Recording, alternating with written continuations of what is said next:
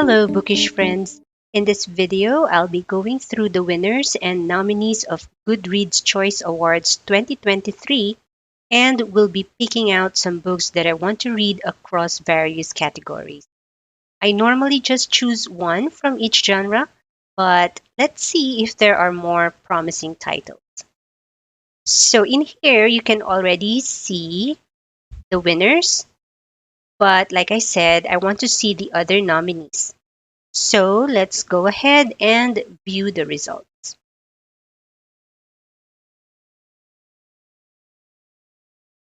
First up, we have the Best Fiction category. And the winner is Yellow Face by R.F. Kuang. Of course, we always see this book on YouTube and TikTok, and the cover piques my curiosity. Although I tried to read R.F. Kuang's Babel and I haven't finished reading it, it's kind of hard to really connect with it. I started because the title Babel made me curious, but I'm putting that down for now and just read Yellowface instead. So it's a story of a struggling writer who publishes her recently deceased friend's book as her own. So yeah, let's include this in our want to read list. There you go. Now let's check the other nominees. The second best is Hello Beautiful with its beautiful cover. And it says here it's an emotionally layered and engrossing story of a family that asks, can love make a broken person whole? Well, that makes me want to read it too. So let's mark this as well. Okay, and there. So we have two in this category. Okay, so let's check out the others. All right, I think that's it. So Yellowface and Hello Beautiful for me in this category. Now let's go to the next one.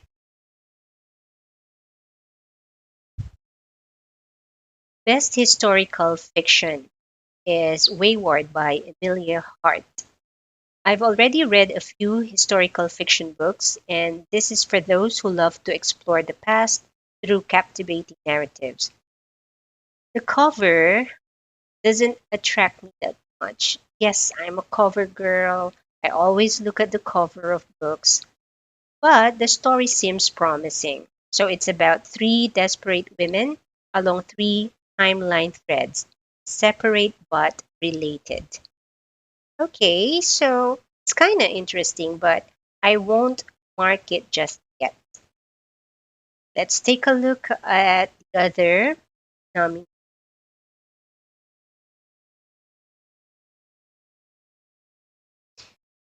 They seem interesting, but I won't pick what I want to read yet. Okay, so let's skip this category. Let's move on to the next. Moving on to mystery and thriller, and the winner is The Housemaid's Secret by Freda McFadden. I definitely want to read this. I'm currently reading The Housemaid, which is the first book in the trilogy, which was also a nominee in this category last year. And it's an absolutely addictive psychological thriller. I'll be making a summary and review of the first book, so watch out for that. And let's go ahead and mark this as want to read. And here are the other nominees. Okay, so I think this is the only one that I'll be reading in this category. Next is Romance, The Happy Place by Emily Henry. Well, of course, I want to read this. I've read Book Lovers and Beach Read, and they were both easy to read. I usually read an Emily Henry book when I'm taking a break from fantasy, so let's go ahead and mark this one. Other nominees are we have Ali Hazelwood, Love Theoretically. I won't be marking this, but I'd like to start reading Ali Hazelwood books. But probably I have to read Love Hypothesis first. Okay, so we will not be marking that yet.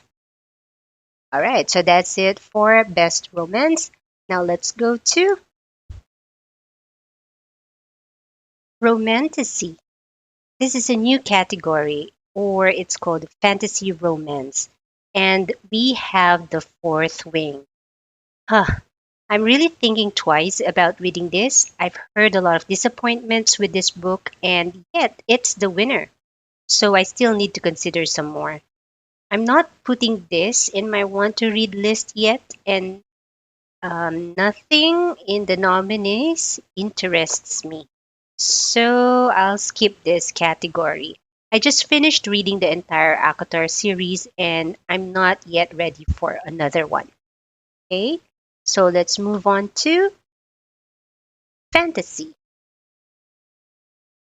Now, this I want to read Hellbent by Leigh Bardugo.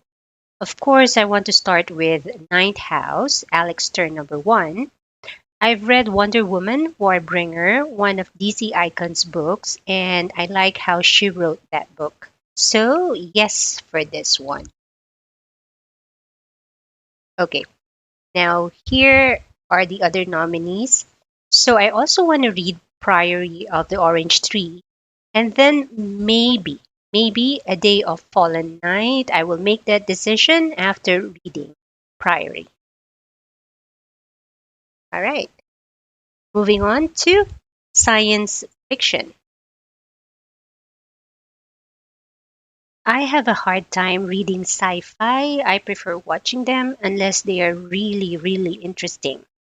Okay, so the winner is In the Lives of Puppets. I think I'm gonna skip this category.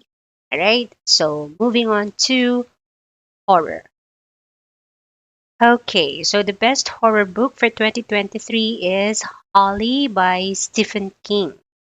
Now, this is difficult for me to say, but I really feel like I need to explain why I wouldn't include this in my want to read list. I tried reading his books before The Shining, Carrie, Insomnia, but I wasn't able to finish them.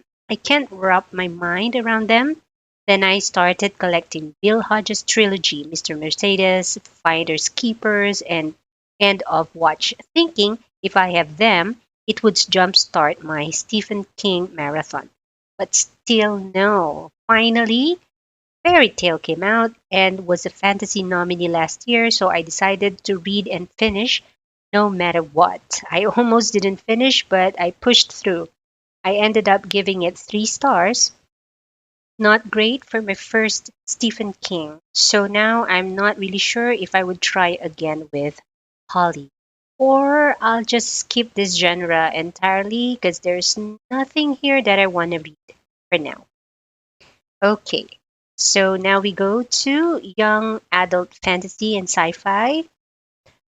I'm quite curious about these Divine Rivals. It says here that it's a massive book talk sensation, so why not?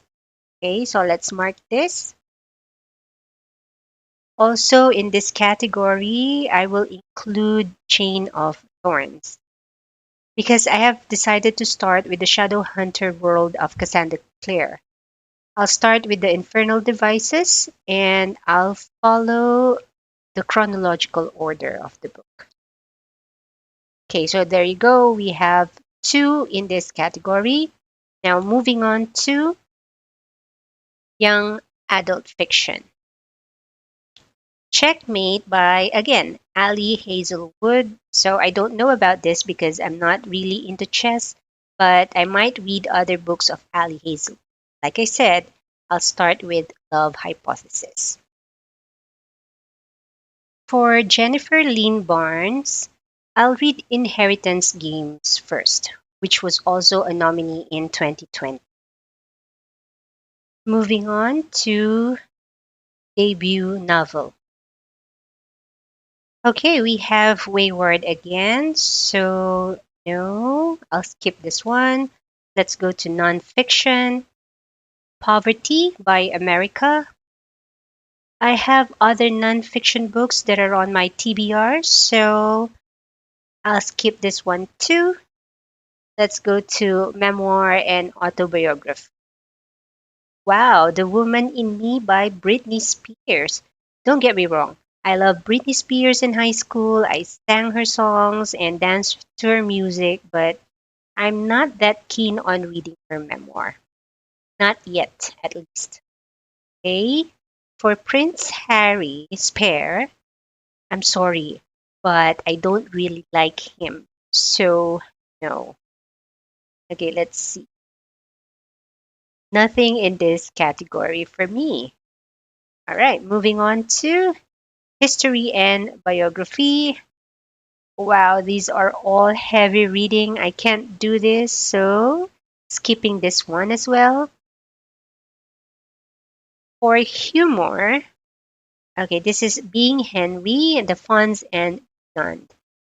I love watching comedy, but I can't read these books. So, nothing for me in here, too. Okay, that's it. We picked 7 books from the winners and the nominees. So, let's recap. All right, so here are the 7 books that we picked. So, we have Yellow Face by R.F. Kuang, The Housemaid's Secret by Freda McFadden, Hello Beautiful by Anne Napolitano, Hellbent by Leigh Bardugo, Happy Place, Emily Henry, Divine Rivals, Rebecca Ross, and Chain of Thorns, The Last Hours by Cassandra Clare.